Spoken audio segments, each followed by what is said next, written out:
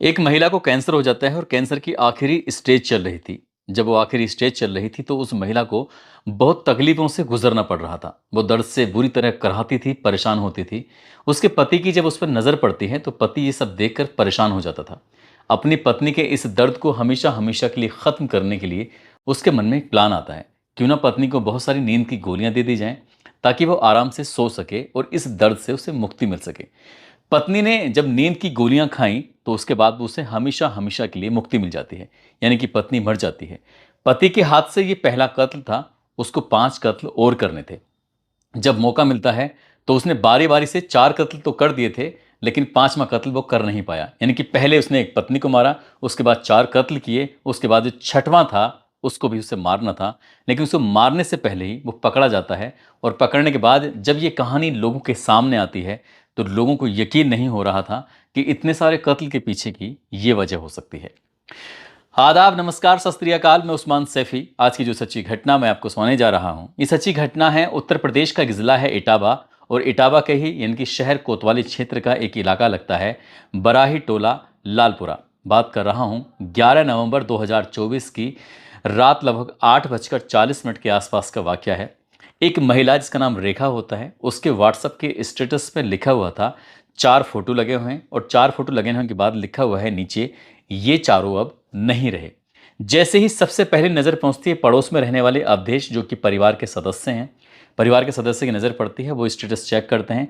उनके पैरों तले ज़मीन खिसक जाती है। वो समझ नहीं पा रहे थे कि क्या आखिरकार करें तो क्या करें, किससे बात करें। सबसे पहले वो झांक कर अपने ही पड़ोस में अपने ही भाई के मकान में जब देखते हैं तो उन्हें 1-2 लाश दिख जाती हैं। और जैसे लाश दिखती हैं तो सबसे पहले वो पुलिस को फ़ोन करते हैं। बड़ी हड़बड़ाहट में पुलिस को फ़ोन करते हैं। पुलिस से कहते हैं कि 4 लोगों की मौत हो चुकी है।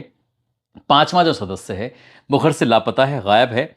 उसका नाम मुकेश वर्मा है। जितनी जल्दी हो सके उसे ढूंढ दीजिए, तलाश कर दीजिए, कहीं ऐसा ना हो कि कोई और अनर्थ हो जाए। पुलिस को जैसे ही ये सूचना मिलती है, पुलिस इस मामले को बहुत गंभीरता से लेती है। उस व्यक्ति का नंबर लिया जाता है और नंबर की जो लोकेशन थी ये ट्रेस करना शुरू कर दिया जाता है कि आखिरकार वो व्यक्ति कहाँ है। तो पता चलता है कि रेलवे स्टेशन के पास वो व्यक्ति पाया गया है। साथ ही उसने अपनी जान देने की कोशिश की, लेकिन जीआरपी की नज़र पड़ जाती है और जीआरपी ने उसको पकड़ा। और पकड़ने के बाद जैसे ही पुलिस के हवाले किया तो यहाँ से एक कहानी जब दुनिया के सामने आती है तो लोग कहानी को सुनने के बाद उनके रोंगटे खड़े हो जाते हैं। लोग सोचने पर मजबूर हो जाते हैं। दरअसल करवा चौथ का पर्व था। करवा चौथ के पर्व से पहले वो अपनी पत्नी से बोलता है, जिसका नाम मुकेश होता है, अपनी पत्नी यानी कि रेखा से बोलता है। वो कहता है कि जो लगभग 15 लाख रुपए के आसपास थे, रिश्तेदार उन पैसों को हड़प चुके हैं। ज़मीन है उस पर भी विवाद चल रहा है। काम है पूरी तरह से ठप हो चुका है। यानी कि वो सर्राफे का काम करता था, सर्राफे का कारीगर था। उसका काम ज़्यादा बढ़िया चल नहीं रहा था। वो परेशान हो जाता है। वो कहता है कि अब मैं सोच रहा हूँ कि जान दे देता हूँ। बस जैसी जान देने वाली बात उसने अपनी पत्नी से कही तो पत्नी कहती है कि आप अकेले क्यों, हम भी तो आपके साथ जाएंगे, जो भी करना है साथ साथ करेंगे, साथ ही रहे, जीना है तो और साथ ही सबको आगे करना है। पत्नी जैसी ये बात कहती है तो पत्नी ने शायद उस पति को ये समझाने की कोशिश की थी कि आगे ऐसा कुछ ना किया जाए जिससे कि कोई बड़ी विपत्ति, कोई बड़ी परेशानी आखिरकार सामने खड़ी हो जाए। करवा चौथ का त्यौहार निकल जाता है और उसका त्यौहार निकलने के बाद फिर आगे वक्त बढ़ने लगता है। दरअसल इस परिवार के अंदर 5 सदस्य रहते हैं। पहले सदस्य का नाम, जिसका नाम मुकेश वर्मा होता है, जो कि सुनार का काम करता है। उम्र उसकी 51 साल के आसपास होती है। पत्नी जिसका नाम रेखा होता है, उम्र उसकी 40 साल के आसपास होती है।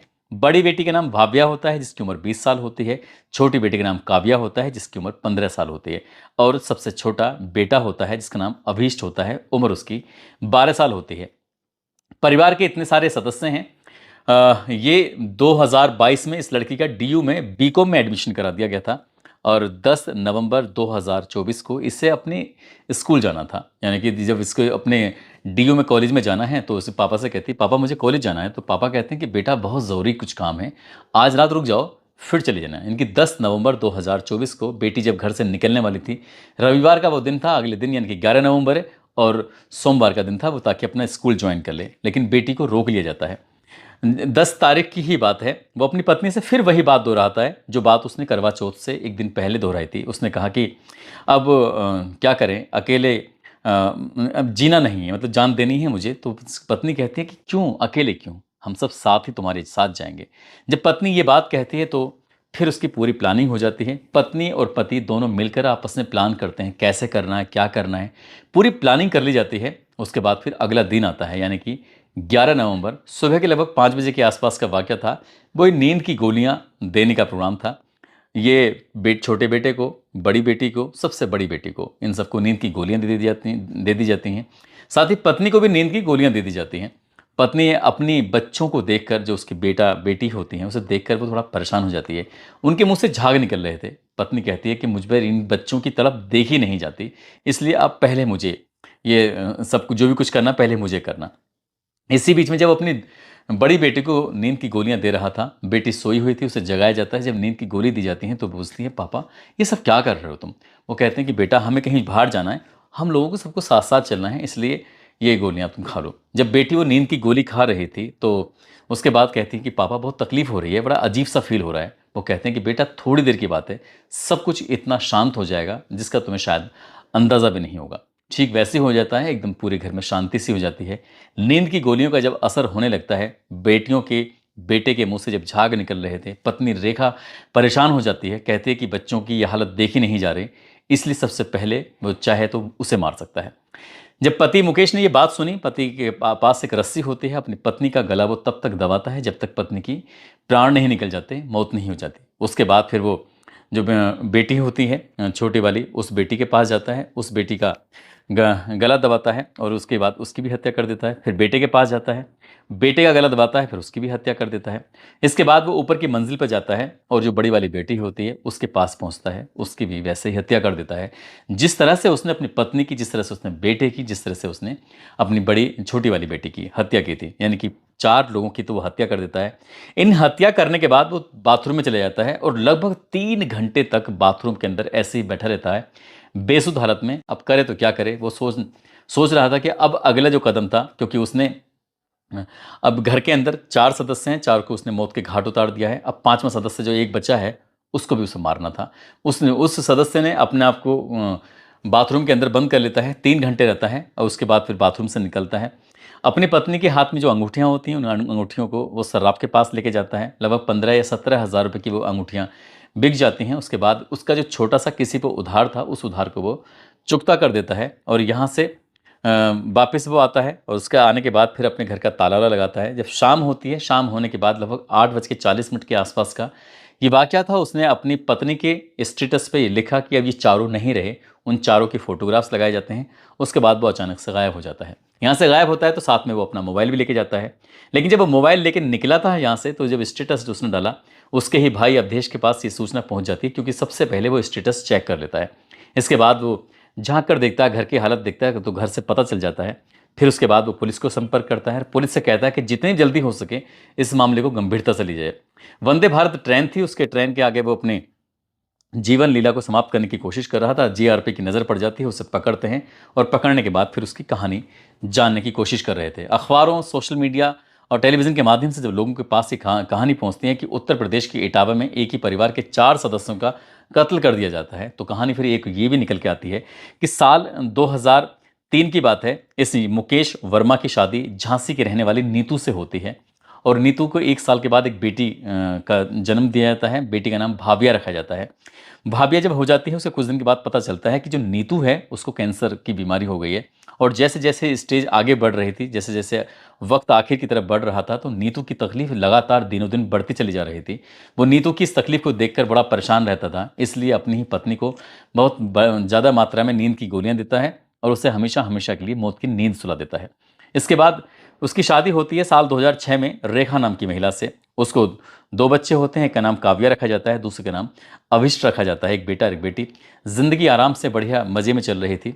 उसका कारोबार भी ठीक था। बताते हैं कि वो अच्छी खासी ज़िंदगी जी रहा था, लेकिन ज़िंदगी ने करवट ली। 15 लाख रुपए जो उसके रिश्तेदारों पर थे, उन्होंने वो हड़प लिए। साथ ही ज़मीन थी, उससे विवाद था, इसलिए वो उसको लेकर मामला उसका ऐसे ही चलने लगा फीका। उसके बाद फिर उसका जो कारोबार था, उस कारोबार में भी दिन प्रतिदिन गिरावट आने लगती है और वो परेशान रहने लगता है और मानसिक रूप से इतना टूट जाता है कि उसने आगे की कहानी को इतना भयानक रूप देगा किसी ने सोचा भी नहीं था। दोस्तों, इस पूरे घटनाक्रम को सुनाने का उद्देश्य किसी को परेशान करना नहीं है, किसी का दिल दुखाना नहीं है, बल्कि आपको जागरूक करना है, आपको सचेत करना है। पुलिस ने जब उसे पकड़ा, गिरफ्तार किया, उससे कहानी जानी, उसके बाद 13 नवंबर 2024 को उसको गिरफ्तार करने के बाद जेल भेज दिया। उसकी बाकी की ज़िंदगी सलाखों के पीछे गुजरेगी। उसने जो सोचा था कि अब वो कि आगे सोच पाएगा या नहीं सोच पाएगा, ये तो नहीं कह सकते, लेकिन जो भी होता है, इस घटना के बाद ऐसा कोई पुलिस वाला नहीं था, ऐसा कोई अड़ोसी पड़ोसी नहीं था, ऐसा कोई व्यक्ति नहीं दिखाई दिया जिसने कहानी सुनी उसके बाद उसकी आंखों में आंसू ना आए हों। दोस्तों, जाते जाते गाजीपुर के रहने वाले हैं सूर्या चरण सिंह, आज इनका जन्मदिन है। इनको जन्मदिन की ढेरों सारी शुभकामनाएं, बहुत बहुत मुबारकबाद। साथ ही इलाहाबाद के रहने वाले हैं मिथिलेश यादव, आशीष यादव, सुनील, सत्यम, हेमंत, अभिनव, सानिया खानम, नमानी, सारिका माथुर, इन लोगों ने नाम लेने की अपील की थी। साथ ही असम के अनवर हुसैन हैं, महोबा के नारायण दास प्रजापति हैं, नवादा के शाहबाज खान हैं, अब्दुल हामिद हैं, मुरादाबाद से मोहम्मद तस्लीम, हजारीबाग से नरेश कुमार महतो हैं, सीतापुर से अनिल हसमुख हैं, फरीदाबाद से सोनू कश्यप हैं, फतेहपुर से दीपक निषाद हैं, हिमाचल प्रदेश से रितु ठाकुर, नेपाल से देव कुमार शाह, गोवा से तालिब चौधरी, सिवान से तौहीद आलम, रायबरेली से विनोद कुमार, अररिया से असद आलम। आप सब लोग अपना ख्याल रखें, सुरक्षित रहें। जय हिंद, जय भारत।